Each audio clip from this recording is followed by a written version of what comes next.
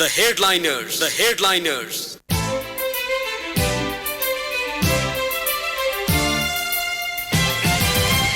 नमस्कार श्रोता, रेडियो कान्तिपुरको प्रभातकालीन नियमित कार्यक्रम द हेडलाइनर्समा यहाँलाई स्वागत छ। कार्यक्रम लिएर आज म प्रकाश पाठक उपस्थित भएको छु। समसामयिक विषयमा छलफल गरिने यो कार्यक्रम साताको 6 दिन यसै समयमा आधा घण्टासम्म प्रसारण हुने गर्दछ। कार्यक्रममा आज हामी मुलुकमा विकसित पछिल्लो राजनैतिक घटनाक्रममा आधारित रहेर राजनैतिक विश्लेषक डाक्टर सुरेन्द्र केसीसँग कुराकानी गर्दैछौँ। कार्यक्रम सुन्दै जाँदा आजका अतिथिसँग तपाईँलाई पनि कुनै जिज्ञासा राख्न मन लागे हाम्रो स्टुडियोको टेलिफोन नम्बर 0155410905 मा आफ्नो प्रश्न टिपाउन सक्नुहुन्छ।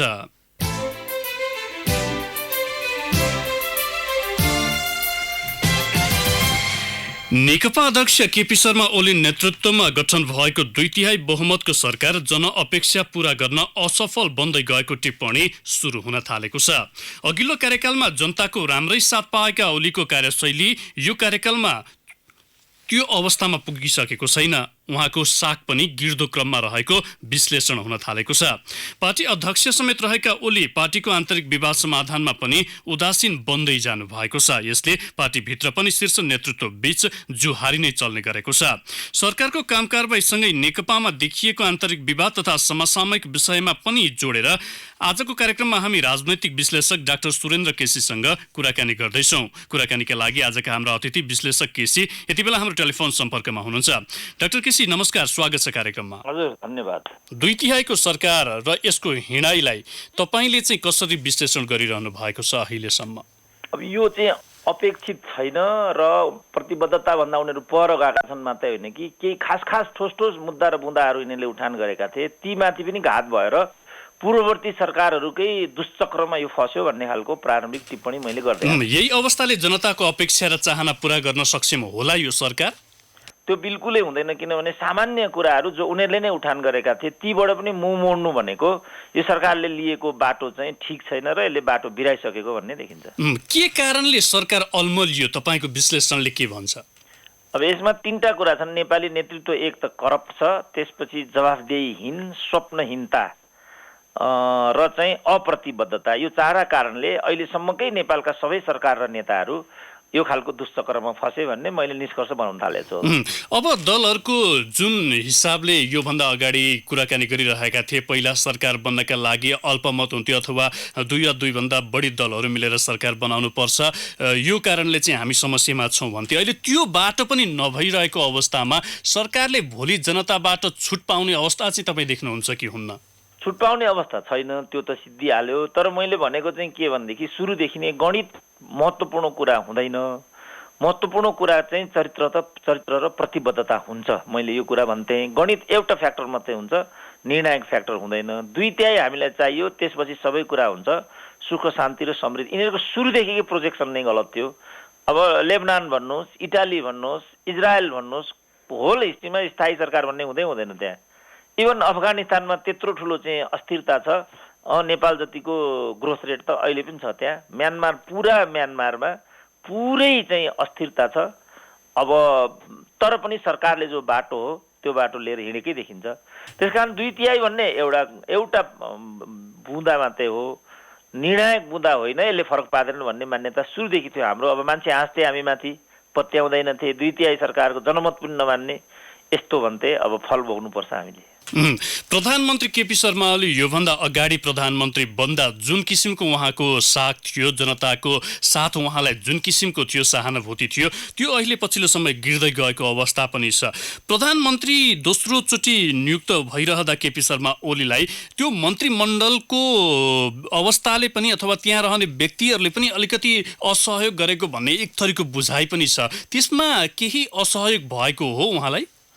होइन, असहयोग भएको भए पनि त्यसको कारक उहाँ नै हुनुहुन्छ। किनभने जस्तो अब निर्मला प्रकरण भयो, निर्मला प्रकरणमा उहाँले नै त्यो खालको अभिव्यक्ति दिन थाल्नुभयो। सडकको खाल्डाखुल्डीको कुरा थियो, यो खाल्डाखुल्डी मैले पारेको र यस्तो भन्न थाल्नुभयो। अब अरू मन्त्रीहरूले पनि जो जवाफदेहीहीन तरिकाले काम गर्ने र कार्यशैली देखाउने यस्तो कुरा भएको थियो। उहाँले कहिले पनि जवाफदेहीहीनता सही हुँदैन, यो उपयुक्त हुँदैन भनेर वार्न गरेको पनि पाइएन, अरू कुराहरू पनि पाइएनन्। यसबाट चाहिँ जे अहिले असफलताको एउटा भुमरी उत्पन्न भइराखेको छ त्यो भुमरीको नेतृत्व पनि केपी ओलीले नै मैले लिनुपर्ने देख्छु। यो त हो कि त्यहाँ गुटगत मानिसहरू छन्, जस्तो अब कृषि मन्त्रीले चाहिँ अब नेतृत्व फेर्ने बेला भयो यस्तो कुरा भने, त्यही दलका नेताहरूले पनि अन्य कुराहरू भनिरहेका छन्। माधव कुमार नेपालले पनि प्रधानमन्त्री विदेशमा भएको बेला त्यो तरिकाले बोले, अभिव्यक्ति दिए, यी कुराहरू त छन्। तर यी चाहिँ केपी ओलीकै कार्यशैलीका बाई प्रोडक्टहरू भएको हुनाले यसको पनि पुराका पुरा जिम्मेवारी मैले देख्दा केपी ओलीले नै लिनुपर्छ। सरकारको काम कारबाहीसँगै पार्टीभित्रको अवस्था पनि विकराल रूपमा सतहमा आएको छ। पछिल्लो समय आरोप प्रत्यारोप पनि सुरु भएको छ। शीर्ष नेतृत्व बीच सचिवालय बैठक नै त्यो अवस्थामा पुग्न अवस्था सुरु भइसकेको छ। यो एउटै नेतृत्व सरकार र पार्टी सञ्चालनमा असफल हुँदै गएको भनेर हामीले विश्लेषण गर्दा फरक पर्छ। अब यो त किनभने सरकार र पार्टी चाहिँ बहुदलीय व्यवस्थामा अन्योन्याश्रित हुन्छन् र मूलत पार्टीले नै सरकारलाई दिग्दर्शन गरिरहने यस्तो स्थिति हुन्छ। तर अब अहिले त यहाँ के भयो भने, अब मैले जति पढेको छु, अब मैले कति पो पढेको छु र जति पनि मैले पढेको छु, एउटै दलभित्र दुईटा शक्तिशाली अध्यक्ष भएको बहुदलीय व्यवस्थामा राजनीतिक अभ्यास होला जस्तो मलाई लाग्दैन। अब अहिले यहाँ त्यो खालको स्थिति भयो, खुल्लम खुल्ला गुटगत कुराहरू त्यहाँभित्र भए, त्यसले प्राय वैधानिकता पायो। यो गुटका कारणले राप्रपा सिद्धियो, मधेसवादी दलहरू पनि अकर्मण्य र अलमोस्ट सिद्धिने क्षणमा भए। तर नेपाली काङ्ग्रेस पनि यही गुटले गर्दा शिकार बनिराखेको छ। अब अन्य पार्टीहरूमा पनि यो कुरा, अब किनभने राजनीतिलाई यिनीहरूले चाहिँ जसरी पनि एउटा धन्दा जस्तो, एउटा पेसा जस्तो बनाएर अनन्तकालसम्म राजनीतिमा जमिरहने र अर्थोपार्जन गरिरहने, पद हासिल गरिरहने, आफूपछि आफ्ना छोराछोरी, भाइ भतिजा, छोरी बुहारी, योलाई राजनीतिक रूपमा यिनीहरूले प्रयोग गरेको हुनाले अनि आजको स्थिति आएको छ।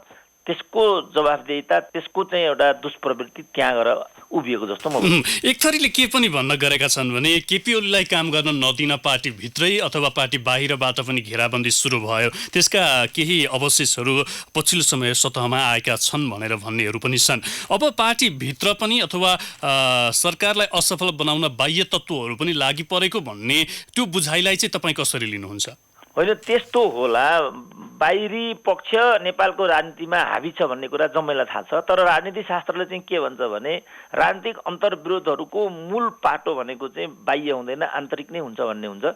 आन्तरिक पक्षलाई नै प्रयोग गरेर बाह्य पक्षले खेल्ने हो। त्योबाट हेर्दाखेरि नेपालका सबै राजनीतिक शक्तिहरूको माथि चाहिँ बाह्यको लगाम छ भन्ने कुरा डन जस्तै छ। अब प्रश्न आयो के भने, हामी 2/3 भएपछि जनतालाई प्रतिफल दिन्छौँ, सुशासन दिन्छौँ, समृद्धि दिन्छौँ, यही सरकार पनि 5 वर्षको लागि हो भनेर ग्यारेन्टी गरेर हिँड्दै थिए। हामीले पत्याएका थिएनौँ, तर प्रचण्डको मुखबाट पनि यो कुरा आयो। तर जब प्रचण्ड दिल्लीको भ्रमण गए त्यसपछि यो 2 वर्षको लागि हो भन्ने कुरा हामीले हिन्दुस्तान टाइम्सबाट थाहा पायौँ। त्यसपछि यहाँ चाहिँ गियर चेन्ज गर्नुपर्छ भन्ने कुरा आयो। त्यसपछि कृषि मन्त्री चाहिँ केपी ओलीको नेतृत्वमा हुँदैन, म राजीनामा दिन्छु भन्न थाले। कारबाहीको कुरा केही पनि भएन। यो खालको अराजकता र अनुशासनहीन तरिकाले स्वार्थ केन्द्रित भएर राजनीतिलाई लैजाने जुन 2007देखिको प्रवृत्ति हो, यो 2/3 पछि झन् खराब रूपमा देखा पर्यो। त्यसका भावभङ्गी र छेउछेटाहरू मात्रै तिनीहरू हुन् भन्ने जस्तो मलाई लाग्छ। त्यसैलाई मलजल गर्न वामदेव कार्ड प्रयोग भएको भनेर बुझ्दा फरक पर्छ हामीले। यो नेतृत्व परिवर्तनकै एउटा सिराको रूपमा त्यो प्रकरण आएको भनेर हामीले बुझ्दा केही फरक पर्ला? त्यसमा अलिकति तर्क देखिन्छ। वामदेवलाई त्यहाँभित्र हुलेर प्रचण्डले यो केपी ओलीलाई कमजोर र अस्थिर बनाइदिने, आशंका र संशयलाई बढाइदिने। किन आशंका र संशय बढाइदिनेमा बाह्य पक्ष हावी छ। त्यही क्रममा चाहिँ प्रचण्डको भारत भ्रमण भएको छ। भारत लगत्तै चीन भ्रमणमा धक्का खाइसकेपछि वामदेवको प्रकरण ल्याइएको भन्ने कुराहरू छन्। अब यसमा कति सच्चाइ छ, अब हामीले त जिम्मेवार तरिकाबाट बोल्नु पर्यो, डेटाबाट बोल्नु पर्यो। अनुमानकै भरमा ठ्याक्कै यो भनिदिनु बडा अप्ठ्यारो। तर नेपालको राजनीतिमा यो खालका पात्र, प्रवृत्ति र पात्रता हिजोदेखि हाबी भएको हुनाले त्यसलाई निषेधै गर्न सक्ने स्थिति चाहिँ छैन। भनेपछि नेकपाभित्र अध्यक्ष एवं प्रधानमन्त्री केपी शर्मा ओलीको कार्यशैली अथवा उहाँको सञ्चालन, पार्टी सञ्चालन गर्ने क्षमतालाई लिएर शीर्ष नेताहरू नै त्यो किसिमले चाहिँ अगाडि बढिरहेको भनेर भन्दा अलिकति सहज त होला हामीलाई, होइन? अब क्षमता प्रश्न उठाउन सक्ने ठाउँमा हामीहरू भएनौँ। हामीले सिनारियो देखाइदिने मात्रै कुरा भयो। तर केपी ओलीले जुन किसिमको उचाइ जो नाकाबन्दीको घडीमा हासिल गर्नुभएको थियो त्यसको अङ्ग हामीहरू पनि थियौँ। तर त्यसपछि जुन किसिमको शासकीय शैली उहाँले देखाउनु भयो र जे किसिमको पात्रहरू उहाँले छनौट गर्नुभयो, खुल्लम खुल्ला असफल देखियो नि त। पर्यटन मन्त्रीमा असफलता देखियो, अर्थमन्त्रीमा असफलता देखियो, यो निर्माण बाटो बनाउने मन्त्रीमा असफलता देखियो, लालबाबुमा, सम्पूर्ण मन्त्रीहरूमा त असफलता देखियो नि त। त्यसमा उहाँले केही पनि गर्न सक्नु भएन। अब यो स्वार्थको कारणले, गुटको कारणले, बाह्य कारणले, के को कारणले उहाँले त्यो किसिमको लाचारी त्यहाँ देखाउनु परिराखेको हो। तर इतिहासले उहाँको लाचारितालाई प्रदर्शन गर्दैन, उहाँको असक्षमतालाई नै प्रदर्शन गर्दछ। त्यसो भएकोन किन उहाँले चाहिँ इतिहासको रचना गर्ने परिवेश गुमाउँदै हुनुहुन्छ? मैले चाहिँ यो मात्रै प्रश्न उठाएको छु, बाँकी उहाँले नै विचार गर्ने हो, उहाँका भक्तहरूले विचार गर्ने। तपाईँको विश्लेषणले चाहिँ सरकार कहाँनिर चुकेको देख्छ?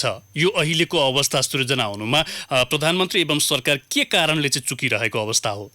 अब यो जुन स्वार्थी समूहले केपी ओलीमाथि घोडा चढेको जस्तो मलाई लाग्छ कि, जस्तो 5वटा बुँदाहरू थिए। खाल्डाखुल्डीको कुरा थियो, समयमा काम निर्माण नगर्ने ठेकेदारको कुरा थियो, 38 क्विन्टल सुनको प्रकरणको कुरा थियो, एनजिओलाई पारदर्शी बनाउने कुरा थियो, मोटर सिन्डिकेटलाई चाहिँ अन्त्य गर्ने कुरा थियो। यी कुरा नेपाली जनताले सुनेकै थिएन। 10 वर्षको अवधिमा 38 क्विन्टल सुन त्यहाँबाट भित्र आएको रहेछ, हामीलाई थाहै थिएन।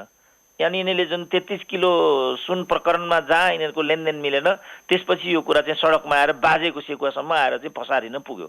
त्यसपछि मात्रै बाजेको सेकुवा खाँदै गर्दाखेरि हामीले यो कुरा सुन्यौँ। हो, यो मुद्दाबाट पश्चगामी हुने जुन एउटा दुश्चक्रमा केपी ओली फसे, मैले देख्दा त्यहीँबाट समस्याको सुरुवात भयो। पछिल्लो समय निर्मला हत्या प्रकरण पछाडि सरकारको साख अलिकति गिरेको भन्ने पनि धेरैको बुझाइ छ। विभिन्न आन्दोलनहरू पनि भए, सत्य तथ्य पत्ता लगाउन विभिन्न समिति पनि गठन गरे, तर सरकारले जुन किसिमले तदारुकता देखाउनु पर्ने हो त्यो देखाउन नसकेपछि जनतामा अलिकति त्यस सरकारप्रति नैराश्यता बढेको पनि भन्ने एक थरीको बुझाइ छ। यो घटनाक्रमसँग जोडेर हेर्दा सरकार पनि त्यो घटना ढाकछोप गर्न लागेको भनेर केहीले आरोप पनि लगाइरहेका छन्। त्यही अवस्था देखिएको हो सरकारको यो छानबिन प्रतिको केन्द्रितता अथवा यो छानबिन प्रति जुन जिम्मेवारी देखाएको छ, त्यो कुराहरूलाई चाहिँ त्यही हिसाबले हामीले मूल्याङ्कन गर्दा हुन्छ? हुन्छ, किनभने यिनीहरूले अनुमान गरेको तहबाट यो अपराध भएको छैन। अब योसम्म त मैले नै भनिसकेका थिएँ। अब हिजोबाट रोहितले एउटा कुरा के भनिदिनु भयो भने, यो कारबाही गर्यो भनेदेखि केपी ओलीको सरकार नै ढल्छ भनिदिनु भयो उहाँले। किन हामीलाई अलि बोल्न डर लाग्छ, कुट्छन् पिट्छन्, हामीलाई त हप्काउँछन् होइन। अब रोहितलाई त कुटीपिटी हाल्न त सक्दैन होला यिनीहरूले।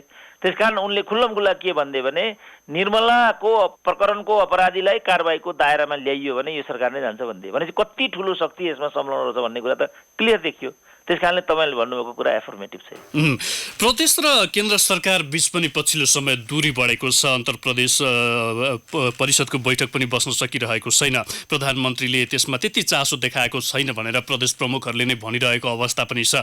अब केही तत्त्वहरू देशमा अहिले पनि संघीयता असफल हुन्छ भनेर भनिरहेको अवस्थामा प्रदेश र केन्द्र सरकार बीच जुन द्वन्द्व देखिएको छ, यसले केही अलिकति तारतम्य नमिलेको हो कि भन्ने आशंका हामी सर्वसाधारण सहज तरिकाले बुझ्न सकिरहेका छौँ।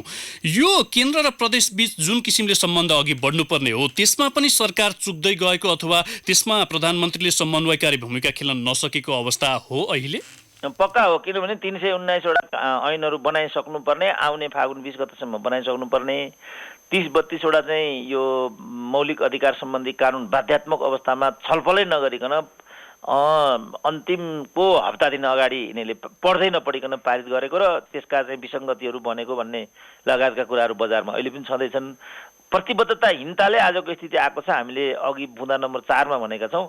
अब यिनीहरू कुनै पनि कुरामा कमिटेड छैनन् कि, आफ्नो विचारधाराप्रति कमिटेड छैनन्, इतिहासप्रति कमिटेड छैनन्, जनताप्रति कमिटेड छैनन्, समग्रमा राष्ट्रप्रति कमिटेड नभइसकेपछि आजको स्थिति यिनीहरूलाई थाहै छैन हामी कहाँ हिँडिरहेका छौँ। सङ्घीयता के हो? यस्तो हुन्छ त चित्रबहादुर केसीले हिजै भनेको हो नि, सङ्घीयता एकदम खर्चिलो र झन्झटिलो व्यवस्था हो भन्ने कुरा हिजैदेखि उठाइएको होइन। अब प्रदेश नम्बर 2ले जुन कुरा अहिले उठाइराखेको छ स्वाभाविक हो, किनभने सङ्घीय सरकारको रूपमा ऊ छ, कार्य प्रक्रिया र कार्यादेश नै आउँदैन माथिबाट। ऐनै पुरा भएको छैन भन्छ, एउटा सिडिओसम्म खटनपटन गर्न सक्दैन। कसको खालको सङ्घीयता हो त हाम्रो? यी प्रश्नहरू रहे। अब यसमा पोलिसी लेभलमा बसेर चाहिँ ठुल्ठुला विज्ञहरू राखेर कसरी के भनेर पुराका पुरा होमवर्क गर्न दिनुपर्नेमा अब तपाईँ देखिहाल्नु भएको छ कस्तो प्रकारले सरकार बन्छ, कस्तो प्रकारले नीति निर्माताहरू बन्छन्, कस्तो योजना आयोग बन्छ, प्रधानमन्त्रीको स्वास्थ्यको अवस्था के छ, अरूका कुराहरू के छन्, तपाईँ देखिरहनु भएको छ नि त। कार्यकर्ता र अन्य पक्ष यसरी चाहिँ अन्धो मदहोस भएर गएका छन्। यो कुरा उनीहरू भन्नै सक्दैनन् वा भन्न चाहँदैनन् स्वार्थले गर्दा। हामीहरू भन्छौँ कदम कदममा कुटुला जस्तो गर्छन्। अब एउटा सुरेन्द्र केसीले कसरी नेपाल थाम्न सक्छ? अब अब प्रमुख प्रतिपक्षी कङ्ग्रेसको पछिल्लो भूमिकालाई चाहिँ तपाईँ कसरी लिनुहुन्छ? जुन सत्तारूढ दल जुन गतिमा हिँडिरहेको छ, प्रमुख प्रतिपक्षीले त्यसलाई अलिकति ट्र्याकमा ल्याउन अथवा त्यसलाई चाहिँ अलिकति सम्हालेर अगाडि बढाउनका लागि जुन भूमिका खेल्नुपर्ने हो त्यो भूमिका खेलेको छ कङ्ग्रेसले? पटक्कै खेलेन। उसको भूमिका रचनात्मक हुनु पर्थ्यो र भोलिको लागि दृष्टान्त बन्नु पर्थ्यो कि प्रतिपक्षको भूमिका के हुन्छ भनेर। अब दुर्भाग्य अब त्यहाँ पनि समस्या छ होइन, शेरबहादुरको बोलीको समस्या छ, कमिटमेन्टको समस्या छ, च्यारिस्मेटिक लिडरसिप हुन गएनन् शेरबहादुर। यो हुन्छ त हामीले 13औं महाधिवेशनको सङ्घारमा भनेका थियौँ, तर काङ्ग्रेस जनलाई यही नै स्वीकार्य रहेछ। उनीहरूले पटक पटक शेरबहादुरलाई नै अगाडि बढाए। अब अहिले केन्द्रीय कमिटी विस्तारित गर्नसम्म त्यही केन्द्रीय कमिटी समयमा विस्तारित भएन भन्ने एजेन्डा लिएर उहाँले कोइराला परिवारलाई ढाल्नु भएको थियो, बल्कि गिरिजाप्रसाद कोइराला ढाल्नु भएको थियो। तर उहाँले नै त्यो चाहिँ के भने कार्यदेशलाई कहिले पनि पुरा गर्न सक्नु भएन। अहिले पनि विधानको कुरा अरू कुरामा त्यो अल्झिरहेछ र कहिले गोविन्द केसीको मुद्दामा समाहित हुन्छ काङ्ग्रेस, कहिले निर्मला पन्तको मुद्दामा समाहित हुन्छ। जहाँ पुगेर आफ्नो स्वार्थ बाजिन्छ ऊ त्यहाँबाट नि पश्चगामी हुन्छ। भनेपछि राष्ट्रिय एजेन्डामा कङ्ग्रेसले आफ्नो लय गुमाएको भनेर हामीले बुझ्दा फरक पर्दैन। अब त्यो त डन जस्तै भयो। महत्त्वपूर्ण कुरा के भने प्रमुख प्रतिपक्षको भूमिका र धर्म के हुने र त्यसको ज्वलन्ततालाई कसरी प्रस्तुत गर्नुपर्ने सदनदेखि सडकसम्म, यो कुरामा नै किन प्रमुख प्रतिपक्षको भूमिकाको कुरा तपाईँ सोधिरहनु भएको छ। त्यो कोणबाट हेर्दाखेरि सडकदेखि सदनसम्म नै ऊ हराए जस्तो अवस्थामा प्रमुख प्रतिपक्ष देखियो। प्रतिपक्षीको भूमिका सशक्त नभएर पनि सरकार अलिकति अल्मलिएको हो कि होइन? अल्मलिएको भन्ने त होइन, उसलाई त्यसमा हाइसन्चो नै भएको छ र भन्न पनि थालेको छ हिजोबाट कि नेकपाको मूल्याङ्कन हामी बीचको चाहिँ अन्य मनस्कताले अथवा विवाद र द्वन्द्वले गर्दा प्रतिपक्षलाई फाइदा भयो भनिराखेको छ र यतिलाई पनि उसले फाइदाकै रूपमा लिइराखेको छ। दिग्दर्शन गरेर 1, 2, 3 हामीलाई जनताहरूलाई, आम मतदाताहरूलाई प्रमुख प्रतिपक्षले विषय उभ्याइदिनु पर्ने र त्यो शक्तिको आधारमा हाउसमा घेराउ गर्नुपर्नेमा ती कुनै कुरा पनि भइरहेको देखिँदैन अहिले। डाक्टर केसीजी, यहाँलाई केही बेर कार्यक्रममा रोक्नुपर्ने बेला भएको छ। हामी ब्रेकतर्फ जान्छौँ। ब्रेकपछि केही श्रोताका पनि प्रश्न लिएर थप छलफल गर्नेछौँ। कृपया टेलिफोन सम्पर्कमै बसिदिन यहाँलाई आग्रह गर्दछु। अहिलेलाई भने ब्रेकको पालो।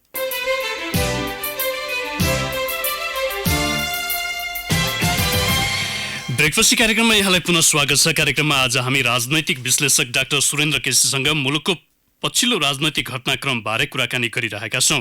डाक्टर केसीजी, यहाँलाई कार्यक्रममा पुनः स्वागत छ। हजुर, धन्यवाद। धेरै श्रोताले जिज्ञासा टिपाउनु भएको छ, संक्षिप्त जवाफको अपेक्षा गर्छु तपाईँबाट। गोपाल अधिकारीले काँडाघारीबाट सोध्नु भएको छ, यो सरकारलाई 100मा फुल मार्क्स दिँदा तपाईँ कति दिनुहुन्छ? मैले त प्रमुख प्रतिपक्षले 3rd डिभिजन दिएर पास गराइदियो, मलाई पास गराउन गाह्रो छ भन्ने प्रतिक्रिया दिइसकेको छु। झापाबाट बलभद्र आचार्यले सोध्नु भएको छ, मुस्ताङको च्याङ्ग्रा ल्याउँदा 3 स्थानको कर तिर्नुपर्ने जनताले दोहोरो करको मार खेपिरहेका छन्, तर जनताले सरकारको अनुभूति गर्न सकिरहेका छैनन्। सरकार यस्तै पारामा हिँड्यो भने हामीले राजनैतिक दलहरूबाट के अपेक्षा गर्ने नेपालमा? अपेक्षा गर्ने कुरा एकदमै साँगुरो छ, तर विकल्प के भन्ने कुरा महत्त्वपूर्ण प्रश्न हुन्छ। 5 जना नेपाली भयो भने त्यसको अध्यक्ष को हुने भन्नेमै हामीहरू एक ठाउँमा उभिन सक्दैनौँ। मधेसका दल, राप्रपा, अहिले वामपन्थीहरूकै पनि, काङ्ग्रेसकै पनि हामीले देखिरहेका छौँ। 50 वर्षको हिस्ट्री उनीहरूसँग छ। त्यो अवस्था छ भने हामी इतिहासै नभएकाहरूले कसरी इतिहास बनाउने, कहाँबाट यात्रा थाल्ने, म लेख्दा चुनौती त्यहाँ छ। सुनसरीबाट प्रेम खतिवडाले सोध्नु भएको छ, राष्ट्रियताबारे निकै खरो कुरा गरिरहेका छन् नेताहरूले, तर सीमा स्तम्भ लगायतका विषयमा बोल्न सकिरहेका छैनन्। भारतीय सीमाहरू दिनदिनै अलिकति उत्तरतर्फ सरिरहेको अवस्था छ अथवा गायब भइरहेको अवस्था छ।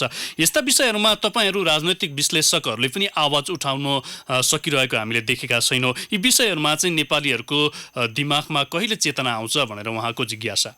होइन, नेपाली आम त चेतनशील नै छन्। अब हामीले उहाँहरूले भने जति गर्न सकेनौँ होला, त्यो कुरा सत्य हो। तर सीमागत कुनै ठाउँ यस्तो छैन होला जहाँ या व्यक्तिगत रूपमा म आफै पुगिनँ, होइन भने हाम्रा साथीहरू पुगेनन्, हामी निस्किँदै बसेको भन्ने कुरा त छैन। अब दुर्भाग्य के भयो भनेदेखि राष्ट्रियताकै एजेन्डा लिएर दलहरू चाहिँ सिंहदरबार पुग्छन्। उनीहरू सिंहदरबार पुगिसकेपछि हामीहरूलाई नै प्रवेश निषेध गरिदिन्छन्। समस्या चाहिँ यहाँ भयो। रूपन्देहीबाट डोलराज पराजुलीले सोध्नु भएको छ, जति बहुमत र अल्पमत भने पनि विश्लेषकहरूले सरकारलाई औपचारिक सचेत गराउन नसकिरहेको अवस्था सरकारका पछिल्ला क्रियाकलापहरूबाट छर्लङ्ग भएको छ। तपाईँहरूको पनि राज्य अथवा सरकारको नेतृत्व गर्ने मानिसहरूलाई अलिकति सचेतता दिने कर्तव्य होइन र? तपाईँहरूले सामाजिक सञ्जाल अथवा मिडियाहरूमा बोल्नुहुन्छ, तर त्यो किसिमले सल्लाह दिँदा त केही फाइदा नै हुन्थ्यो होला नि भनेर उहाँको जिज्ञासा। होइन, हामी पूर्ण रूपमा जस्तो भनौँ न, अब भूकम्पको नाकाबन्दीको बेला हामीहरू केपी ओलीसँगै उभियौँ। अब अहिले प्रमुख प्रतिपक्षको हिसाबमा काङ्ग्रेस भइसकेपछि हामीहरू नै काङ्ग्रेस भयौँ, सम्म पनि भन्यौँ। मधेसका मुद्दा माओवादी कालमा हामीले पूर्णतः माओवादीको सपोर्टमा हामीले यहाँ आफूलाई उभ्यायौँ। टाउको काटेर 50 लाख रुपियाँ लिएर टाउको ल्याओ, 50 लाख रुपियाँ लिएर जाओ भन्थे शेरबहादुर। अब तिनै प्रचण्ड पछि गएर तिनै टाउको काट्नेसँग गएर घाँटी जोड्न पुगे भने अब हामीले के गर्ने? अब उहाँहरूले पनि हाम्रो पनि सही मूल्याङ्कन गरिदिनु पर्यो, कतिसम्म हामीले गरेका छौँ, कतिसम्म हामीले गर्न सक्छौँ र के भइराखेको छ। हामी पनि न्याय चाहन्छौँ। अब चापागाउँ ललितपुरबाट पुरुषोत्तम पोखरेलले सोध्नु भएको छ, पार्टीभित्रै राजनीति छ, यसले राष्ट्रिय मुद्दामा सरकार अथवा पार्टीहरू कमजोर बन्दै गएको हो आन्तरिक द्वन्द्वका कारण? आन्तरिक द्वन्द्व यिनीहरूको लागि स्तरीय शब्द भयो। सत्ता स्वार्थले यिनीहरूलाई अन्धो बनाएको छ। परिवार स्वार्थ अब आएर त नाङ्गो रूपमा छोरीको कुरा आयो, बुहारीको कुरा आयो, कसरी छोरीलाई लिएर यिनीहरू घुमे, कसरी बुहारीलाई यिनीहरूले माथि उठाए, कसरी यिनीहरूले आफ्ना गर्लफ्रेन्डहरूलाई माथि देखिरहेछौँ नि त हामी। त्यसकारण यो राजनीति होइन, यो राजनीतिक आवरणमा स्वार्थ साध्नेहरूको खेल हो यो। अब यसलाई हामीले जस्तो बोल्दै बोलेन भन्ने कुरा हुन्छ, यति कडासँग मैले नै बोलिरहनु परेको छ, सडकमा कसरी हिँड्ने भन्ने, सर तपाईँलाई धम्की आउँदैन, कसरी बस्नुहुन्छ यो देशमा भन्ने कुराहरू बाहिरबाट हामीलाई आउन थालिसक्यो। अब कति साथीहरू छन् हाम्रो बोली नै सुनिराखेका छैनन्। बोलेको नबोलेको भन्ने कुरा होइन, बोली नै रहेको हो। कमी रहेका होलान्, त्यो कुरा हामी स्वीकार गर्दछौँ। तर अब जनता अगाडि नआई केही हुँदैन भन्ने कुरा चाहिँ समयले देखाएको छ। अघि हामीले राप्रपाको कुरा गरौँ, मधेसवादी नै भनौँ न, पहिलो संविधान सभामा 52 सिट दिएको थियो तराईका जनताले। उनीहरूले आफ्नै छोरी बुहारीलाई बनाउने मञ्चको रूपमा मधेस मञ्चलाई दुरुपयोग गरेपछि त्यसपछि उनीहरूलाई 21 स्थानमा झारिदिए। अब अहिले त मधेसी आवाज पनि अलमोस्ट सुकेको अवस्था छ। जनतै अगाडि नआई केही हुँदैन भन्ने कुरा चाहिँ देखियो। अब नेपालको समृद्धिमा यथास्थितिमा रहेका दलहरूबाट चाहिँ सम्भव देखिन्छ कि देखिँदैन? यो दलहरूको क्रियाकलाप, दलहरूको सत्ता सञ्चालनको प्रक्रियाहरू योभन्दा अगाडि विभिन्न दलहरूको हामीले हेरिसकेका छौँ। यो अवस्थाले नेपाल समृद्ध हुन्छ, यिनै दलहरू यिनै नेतृत्वबाट हुन्छ भनेर एउटा युवा वर्गहरू त पछिल्लो समय निकै निराश भएको छ। यो नैराश्यता हटाउनका लागि विकल्प अर्को निस्किन्छ अथवा यिनै दलहरूबाट त्यो समृद्धि सम्भव छ? अब अहिलेको सामाजिक परिवेश हेर्दाखेरि यिनै भित्रबाट विकल्प खोज्नुको विकल्प देखिएको छैन। तर विकल्पहीनताले चाहिँ हामीलाई विकल्पहीन अवस्थामै पुर्याउँछ। त्यो भनेको अभाव र चाहिँ गरिबी पछौटेपन नै हो भन्ने कुरा प्रष्टै देखिएको छ।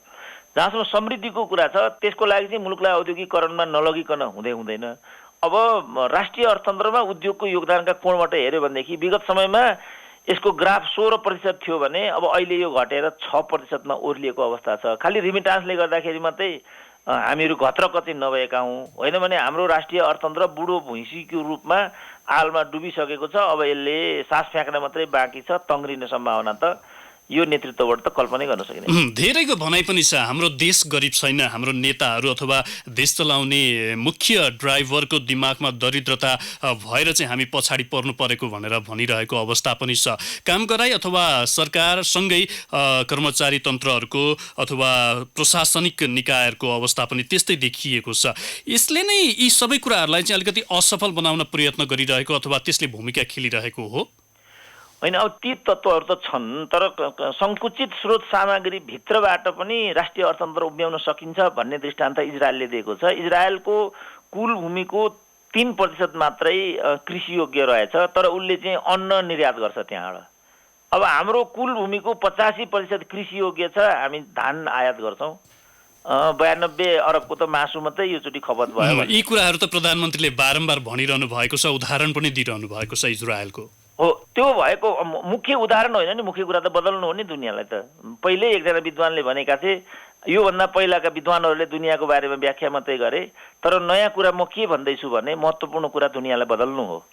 अब दुनियाँलाई बदल्ने जस्तो भनौँ न हामीले चाहिँ कस्तो चरित्र जस्तो इमरान खानले त्यो आफूबाट थाल्नुपर्छ भने नि त 500 चाहिँ 542 स्टाफहरू प्रधानमन्त्री निवासमा छन्। अब म 3 जनाले काम चलाउँछु भने अब त्यसरी नै बुलेट प्रुफ गाडीहरू थिए, भुइँसी पालिएका थिए त्यहाँ, सम्पूर्ण साधन स्रोत चाहिँ प्रधानमन्त्रीमा केन्द्रित थियो।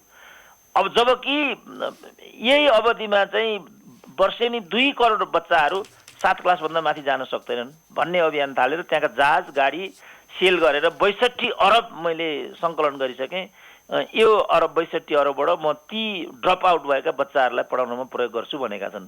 र केपी ओलीले भने के गरे त ल मलाई चाहियो, उनले विदेश भ्रमणको कुरा रोक्छु भन्थे, रोकियो त? किनभने उनलाई नै सबभन्दा बढी विदेश जानु यो अवधिमा यसरी एनजिओको पैसाबाट नजानु भन्ने निर्देशन दिएको रहेछ नेपाल सरकारले। तर यही अवधिमा 33 वटा देशमा 582 कर्मचारीहरूले एनजिओको पैसामा विदेश भ्रमण गयो भन्ने तथ्याङ्क दशैंको मुखमा रेडियोहरूले बताए। भनेपछि नेपालको परिप्रेक्ष्यमा वर्तमान नेतृत्व अथवा सरकारको नेतृत्व गरिरहेका व्यक्तिहरूले दरोसँग खुट्टा टेक्न नसकेर आफ्नो जुन भनाइ छ त्यसमा अडिग हुन नसकेर यी समस्याहरू सृजना भइरहेको भन्ने बुझाइ होइन। त्यो एउटा कुरा भयो, तर मूलभूत कुरा चाहिँ स्वप्नहीनता, अप्रतिबद्धता र भ्रष्ट नेतृत्व, अजवाफदेहिता, यो चारवटा कारणले आज हामीले यो नियति बेहोरी राखेका छौँ। जस्तो हामीले क्रमशः अब समय हामीसँग धेरै हुँदैन, जस्तो हेर्दै हेर्दै हामीले प्रचण्डमा सबभन्दा बढी भर गऱ्यौँ। मेरै पनि एउटा अपेक्षा थियो कि अब यो नाकाबन्दीको बेला केपी ओलीले जे राष्ट्रिय अडान राखे त्यहाँ नेपाली जनताको आकाङ्क्षा भन्ने मध्येमा म आफै थिएँ, सबभन्दा अग्रतामा म थिएँ। तर लास्टमा उहाँले मलाई नै बालुवाटार प्रवेश निषेध गराइदिनु भयो। किन मलाई प्रवेश निषेध गराइदिनु भयो त भन्दा उहाँ विरोधी आवाज, प्रतिपक्षी आवाज, आलोचनात्मक आवाज सुन्नै नचाहने, प्रतिपक्षसँग मिलेर काम गर्नै नचाहने, आफ्नो गुटमालाई मात्रै लिएर हिँड्न चाहने, यो त नयाँ कुरा होइन, यो त छँदै थियो। हो, यसले नेपालको राजनीतिलाई मैले लेख्दा बिगारेर पछिल्लो पटक केपी ओली यसको दृष्टान्त बन्न पुगे। यो चाहिँ ज्यादै नै दुःखलाग्दो कुरा भयो। हवस् त डाक्टर केसीज्यू, यहाँको अमूल्य समय र विचारका लागि यहाँलाई धन्यवाद छ। हवस्, म धेरै खुसी छु, तपाईँहरूले सम्झिनु भयो, मलाई खुसी लाग्छ। हवस् त श्रोता, आजका लागि कार्यक्रमको निर्धारित समय पनि सकिएको छ। कार्यक्रममा आज हामीले समसामयिक राजनैतिक विषयमा विश्लेषक डाक्टर सुरेन्द्र केसीसँग कुराकानी गर्यौं। कार्यक्रममा प्रश्न टिपाउने र सुनेर साथ दिने तपाईँ सम्पूर्ण श्रोतालाई धेरै धेरै धन्यवाद। समय अभावले छविरमण अधिकारीले सिनामङ्गलबाट, त्यसैगरी मुकुन्द प्रसाद अधिकारीले गोठाटारबाट सोध्नु भएको प्रश्न हामीले राख्न सकेनौं। फरक प्रसङ्ग र अतिथि लिएर भोलि फेरि आउनेछौँ। आजको कार्यक्रमबाट न्युज डेस्कका सबै सहकर्मीसँगै प्राविधिक मित्र कृष्ण भण्डारी र म प्रकाश पाठक पनि बिदा हुन्छौँ। नमस्कार।